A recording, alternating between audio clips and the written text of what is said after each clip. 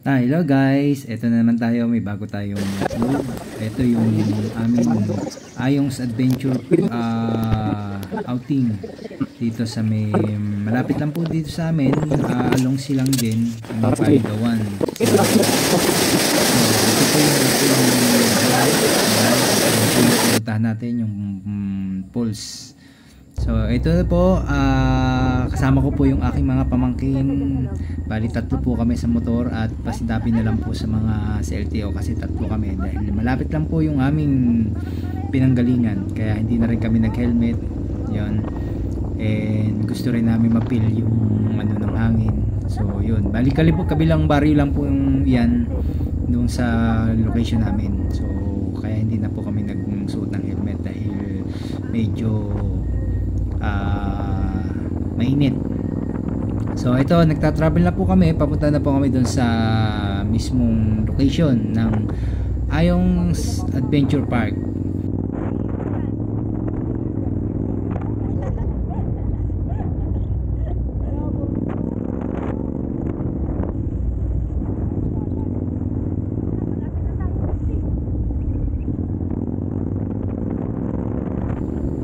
So ayan guys, bali diyan pala kami dumaan sa may Pulumbunga kasi malapit lang po dun sa amin. Ang labas po namin ay sa may Farm Hills, tapos kanan lang, dire-diretso po labas namin Pulumbunga, tapos sa amin nagdiretso ng Paligawan. Kaya halos napakalapit po ng lugar na yan kung sa lugar namin. Kaya yun, hindi naman po napapasyalan po yan kahit malapit. Kaya ito, naisipan po namin ng mga pamangkin ko na maligo kasi hirap din po ang tubig ngayon dyan kasi walang supply po yung Prime. Baka naman, so gusto nga maligo, sabi ko dyan na lang kami pumunta kasi maganda naman yung lugar. So kaya yan, naplanuhan namin tatlo na pumunta. Dapat dalawa lang kami, sabi ko sige kaya tayong tatlo sa motor. So yan, kaya kami, kasama ko yung aking dalawang pamangkin na babae, kaya yan, tuwan-tuwa naman sila nung makapasyal. Ayan, Ayong's Adventure Park, ayan na po yung gate, tapos yan po ang makikita nyo sa loob pagpasok nyo. So ang parking po nyan ay na doon sa may bandang dulo. Yan, yan po yung entrance ng Ayong's Adventure Park. Bali binilag ko na po yan nung nakaraan, so kaya lang hindi ko pinuntahan yung ilog kasi sabi ko pupuntahan ko na lang some other day. So ito na nga yung araw na yun, kaya kasama ko yung pamangkin ko, nagpasyal kami. Sa mga gusto palang pumunta yan guys, mayroon sila mga na-offer na ATV. Tapos yung mga cabin nila, may mga cabin sila dyan na pwede mag-overnight. Tapos na mayroong camper dun sa dulo. Yan. So ayan yung tsura nung Ayong's Adventure Park ito. Tapos yan yung kanila mga kubo-kubo nila, kabana, na pwedeng arkilahin pag marami kayo. And kami naman hindi na kami nag-arkila kasi swimming lang talaga ang plano namin. Pero kumain naman kami dun sa may karinderya. So inantay na lang din namin magbukas dyan kasi napaaga yung punta namin. At kung pupunta nga pala kayo guys, bali dapat mga 10:30 diyan kayo pupunta kasi nung nagpunta kami is napaaga, 8 pa lang umalis na kami. Kaya lapit pa. Kaya parang nagantay pa kami ng mag-opening. So tinatyaga na namin yung 10 na oras bago magbukas yan. So ayan, habang hindi pa namang namamasyal muna kami, iniikot muna namin yung lugar para makapasyal yung aking dalawang pamangkin. Nagustuhan naman nila yung place, kaya tuwan-tuwa sila. So ito po yung pinaka entrance nung kanilang papunta doon sa may mga kubo. So ayan, feeling drone shot tayo ngayon, pero gamit natin dyan guys ay Insta360. So para makita natin na magandang kabuuan nung place. So ayan, para tayo merong nakasunod na camera. Ayan, parang naka-drone tayo pero Insta360 lang gamit natin yan. Kaya makikita nyo naman yung kabuuan ng ganda nung place. So ayan yung kanila mga kubo. And then yan, pababa po tayo. Medyo matarik po yan, pababang yan. Kaya kung medyo mahina-hina ang tuhod nyo, talagang pag-aaralan yung unti-unti makaakyat dahil matarik siya. So ayan po. Tapos ayan po yung kanila mga, kung gusto nyo mag-preserve, yan, may mga offer sila mga rooms. Halos maganda naman pagkakayari nila. Talagang renovate at pinaganda yung place. Ayan, tingnan natin yung isang portion ng kubo. Ayan, nakikita niyo dyan. Ayan, yan yung papunta po niyan sa mga cabin na kwarto, yung parang A-type. Tapos meron silang pwede mag-fix ng tent, pero arkila kayo ng tent kung gusto sa tent matulog. So ito yung kanilang sample ng ilang rooms. Ayan, pwede rin arkila nyan, mga nasa 1.5 ata yan ang price. Ayan po. Sa mga bikers, maganda po siyang puntahan. Mga nagmumotor, pag gusto nyo puntahan, yan, gamitin nyo lang guide to kung gusto nyong pumasyal dyan.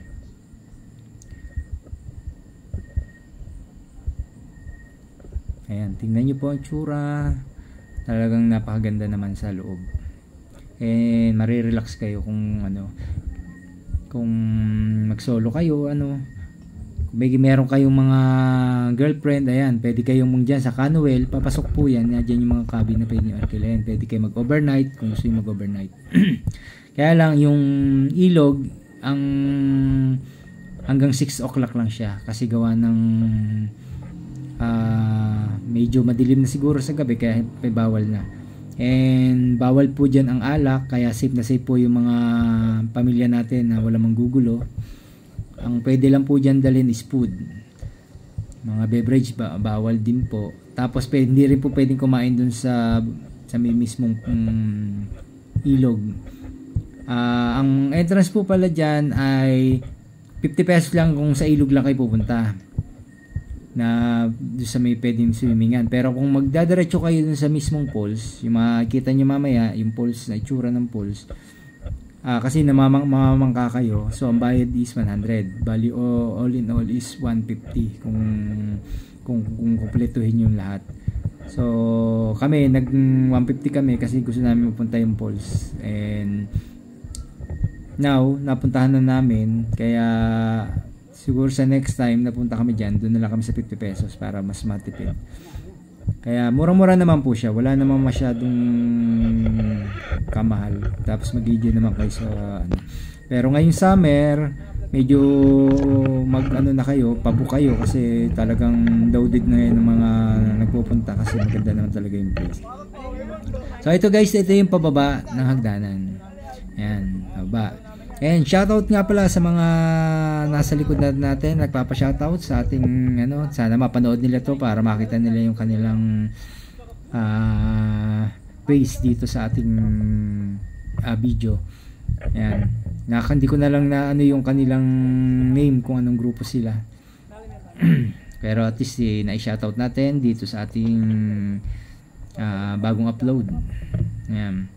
And sa mga hindi pa nakasubscribe na po kayo para makita nyo yung mga kung sino man mga nasa likuran natin, subscribe po kayo para at least mapanood nyo yung inyong video rito na isama ko kayo. And highlight ayan po yung pababa na, talagang matarik na matarik po yan. Kaya wag na lang po kayo magsama na matanda kung pupunta kayo, kasi hindi po makakakit yan. Talagang nakakakit dahan-dahan, pero may hirapan dahil matarik na po yung pababa. Pero pagdating mo naman po sa baba is makikita nyo yung talagang maganda yung place. So ayan, makikita nyo na dyan na unti-unti na po tayong palapit na doon sa ilog.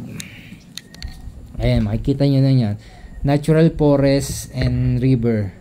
Tapos nilagyan na lang nilang twist na inayos, nilinis. Tapos nilagyan ng pool. Ayan. Kaya doon sa 50 pesos na ano is okay na rin po kung kayo magpupunta kasi maganda naman po yung pagkakagawa ng pool. Bali 165 step po yan pababa, tapos pataas 165 step. Yan. So ayan guys, tingnan nyo yung tsura ng pool niyan. Meron po diyang pambata, merong diving spot na malalim, tapos yan may mga slide silang nilagay. And malinis naman po ang ano nila dyan dahil every time na may dahon na baksak talagang dinadakot nila. Ayan. Yan po, green po yung kita nyo dyan sa tubig kasi ano ng ating camera, pero malinaw po yan. Ayan. Tapos may portion doon na blue kasi talagang inayos nila yung parang pool. Ayan. Hindi po madumi yan. Yung ano yan, green lang po yung ilalim kasi gawa ng lumot. Kasi ilog po yan, running water, kaya po ganyan ang kulay. Pero yung makikita nyo isa-isa na medyo bluish. Ayan. Talagang inayos nila yung portion na yan, kaya medyo malinaw. Ayan, kitang-kita nyo dyan. Hindi lang talaga ma-appreciate ng sa video kasi gawa ng iba yung pagka ano ng ating camera. Pero malinaw po yan. Yan, makikita nyo naman dyan na mayat maya nililinis po ng mga ano dyan, mga nagtatrabaho. Ayan. Yan, isa lang po yan sa pool. And then pag meron kayong gusto bumili snack, yan lang, may bilihan po dyan ng snack tsaka mga tubig. Kaya hindi na po na pwedeng, hindi nyo pwedeng magbaon. Pinagbabawal po dyan. So ayan, picture ang mga pamangkin. And ayan na po, yung po yung naka-pool. Bali marami po yan. Kaya kahit marami naman po dumating, ma-accommodate yung pool. Tsaka kagandahan dyan, hindi siya lalabo ang tubig kasi gawa ng running water siya. At tsaka yung ilalim nga, yan, katulad yan, nilagyan ng ano na yung ilalim. So hindi na siya ganun magdudumi. And tuloy-tuloy naman ang ano ng tubig simula sa taas. And galing po yan sa bukal. Yung tubig na yan galing doon sa pools, tapos bukal. Yan, kaya po talagang malamig ang tubig. Ayun, asahan nyo na po dyan pag nagpunta kayo is talagang sobrang lamig. Kasi talagang galing sa bukal po yung pinakatubig. So, ito pa yung another pool na pwede rin po kayo dyan maligo. Open po yan, wala pong kasama na po yun sa babayaran nyo. So, ito yung pinakaanuhan po ng bangka. Dito yung mababayaran natin na 100 pesos kasi mamangka po tayo. Kasi pwede naman languyin kung tagariyan ka kasi gawa ng maano naman yung tubig. Kaya lang medyo mahaba-haba kung lalanguyin. Kaya nag-provide sila ng bangka para sa mga hindi na sila mabasa hanggang papunta doon sa falls. Pero kung maliligo rin naman kayo at meron namang best dyan, pwede nyo man lakarin o kayo languyin yan. So ayan guys, mamangka na po kami. And shout out dun sa mag-asawa na kasama namin. Isa nating nagpalo sa atin sa ating page. Ayan, si Ate Nori and Kuya Ray. Ayan. Bali, kasama natin dyan sa bangka. Hanggang doon sa falls. Muna na kami dyan ng time na yung gawa ng abutin kami ng daming tao. So sabi ko, doon na kami mag-start sa falls para tisiilan pa lang kami. Tapos saka kami naligo dito sa may harapan. So ayan. And start na po kami ng mamamangka. Yan, dito medyo maraming dahon kasi talagang hindi na masyadong inaano nila yan kasi nga inaanuhan lang ng bangka. Pero pwedeng liguan din yan. May portion lang din na malalim at mababaw. Kasi ilog na ilog siya. And kapag nasabi naman sa akin dyan na kapag umuulan, hindi sila nagpapaano dyan ng mga tao. And then tinatawag kung nga mula sa Tagaytay, hindi na nila inano kasi bambus ang tubig. Kaya safe naman sa place na yan. Tsaka marami naman taong nagka-guide. Ayan. So ayan yung ating 360 view. Makikita nyo yun guys.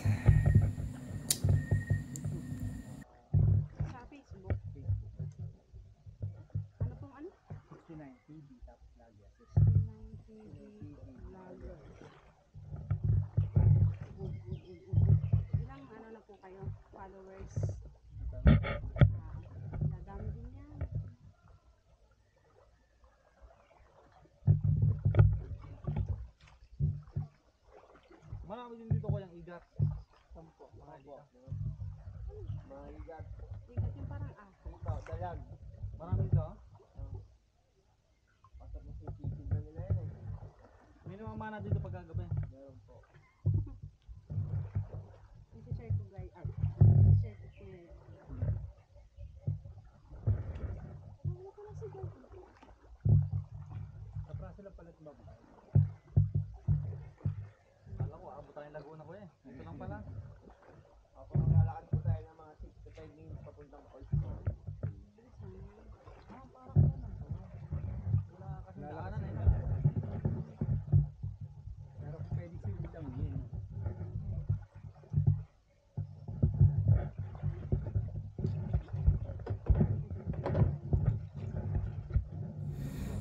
So ayan, pababa na po kami ng bangka. Then after niya may trekking pong lalakarin din kasi gawa ng hindi na po kaya ng pasukin ng bangka yung portion na yun. Bali nasa 5 to 6 minutes po ang lalakarin natin para papunta doon sa mismong falls. And then pagdating po sa falls, meron silang nilagay na mga ladder sa mga pupunta para safe. Pero dati kasi siguro hindi mahirap akitin. Bali dalawa pa rin yung paliguan doon. And ayan, start na po kami ng trekking. And ayan po yung aking mga pamangkin nasa harapan. Shoutout po sa aking pamangkin Lexi Marie Marang and Chanel Karandang. Ayan. And sa mga bangkero, shoutout din. So ayan po ang tsura po ng Ayongs River. Kung magtataka kayo dyan, magtatanong kayo kasi bakit ginawang private, siguro nabili nila yung place and karugtong nga kaya halos dinevelop nila. Ganun naman kasi talagang kailangan pag nalinis mo edi pwede mo nang anuhin. Kaya mura na lang naman din yung 50 pesos na babayad mo kasi dyan. Bayad na lang doon sa mga tao na nagbabantay tsaka sa mga yan, bangkero. Sa bangkero yung sa 100 babayaran nyo yun. And then marami naman silang gagay. Talaga naman full support naman yung mga nadyan kasi halos nalayan kami habang naglalakad. Yan. So ayan, start na po ng yan, mga parang rats, caving ang tsurahin niya. Yan, dahil po naliligo, mga taga-renyong iba siguro. Tapos ito meron siyang diving spot. Yan. Tapos may mga daanang ginawa sila. Yan. Nakikita nyo yung place, ganda naman talaga. And ayan po yung sinasabi ko po sa inyong nilagay na lang ladder. Tapos yan, kaya hindi na mahirap umakyat. Medyo alalay lang kami dyan kasi basa ang paa, madulas, delikadong mag ano kasi ang babaksakan ng bato. Mapipili nyo yung talagang tunay na adventure dyan.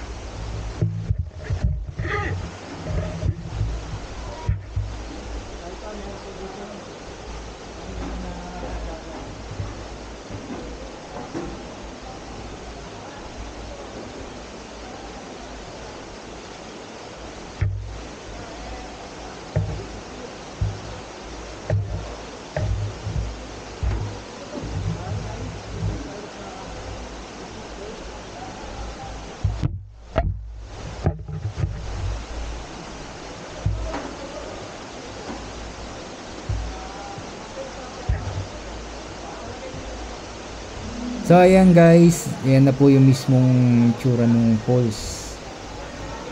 Ang ganda po talagang tingnan kasi iba talaga yung natural resources.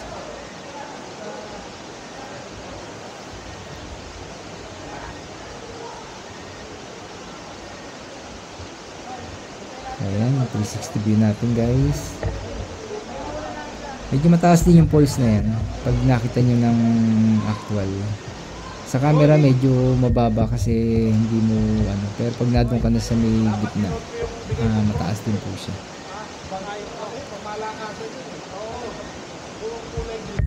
Sulit na rin naman po yung sa binayad nyo na 100 kasi nabangkan nyo na yan. 150, sama yung 150. May portion lang na malalim dyan ay nakabest naman kaya safe naman din maglangoy.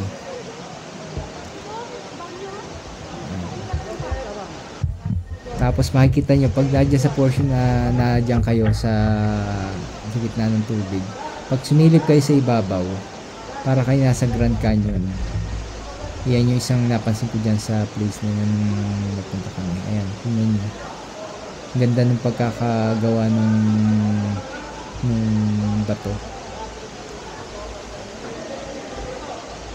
Hindi po man-made dyan, talagang natural ano po yun na falls, kaya susulit po. So yun, 360 view natin guys. Bali dito nag-aayos na kami dahil maliligo na rin kami. Ayan.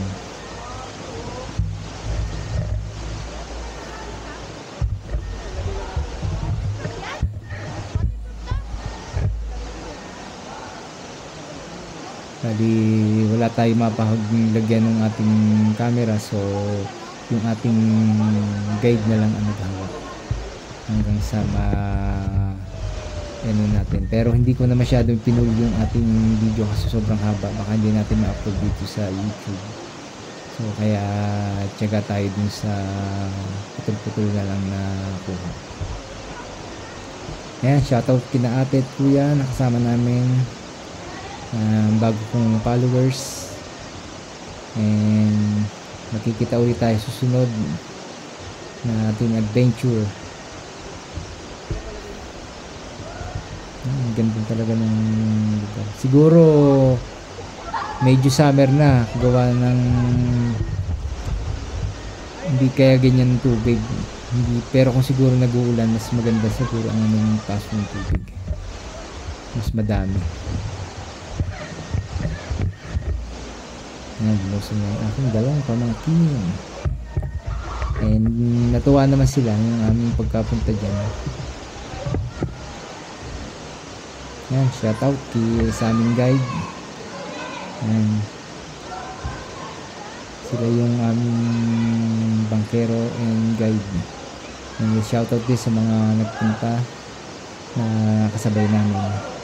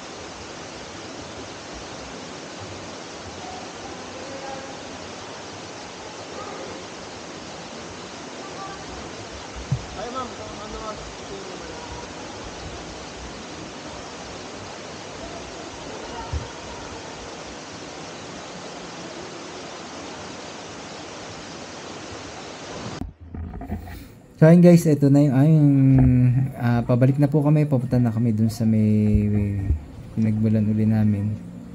Bali, nakaligo na po kami niyan doon sa may falls. Hindi na kami masyadong tagtagal kasi medyo malamig yung tubig. Kaya inaya ko na sila. And solve na naman yung paliligo namin doon. Importante naman kasi at least napasyalan namin yung lugar. So, ayan, pabalik na po kami uli doon sa kabilang ano. And ayan po pala mga nagpapa-shoutout, yan mga nasa yan mga naliligong yan. And nagsigaw sa atin na kung vlogger daw. So ayan, shoutout sa kanila si Kuya. Hindi natin alam kung anong name pero ayan, makikita nyo sa camera yan, nagkakaway siya. And nagpapa-shoutout. Ayan oh. Shoutout Kuya, kung sino man kayo, sana mapanood nyo tong video na to at na isama kita sa aming video. Ayan. And enjoy sa paliligo. Ayan, kasama pa rin namin yung aming guide and si ate at si Kuya.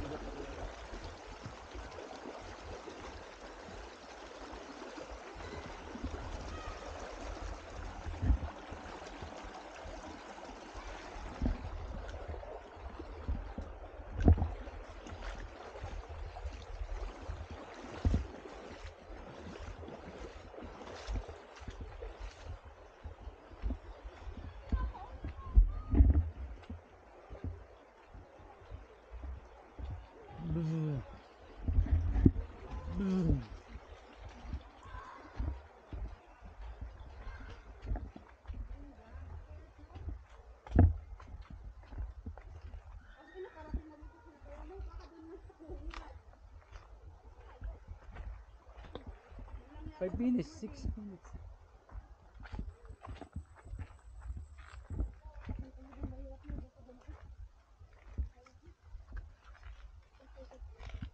Di nag-crooks kasi.